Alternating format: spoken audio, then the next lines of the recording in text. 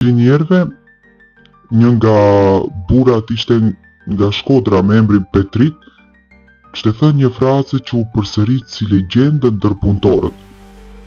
Kjo shtëpi ka themele mbi frikën, dhe frika nuk qëndron kur e heshtur.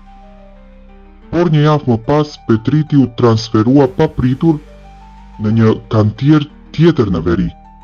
Askush më nuk e pa Petritin. Dale. Por frika nuk mbaron këtu.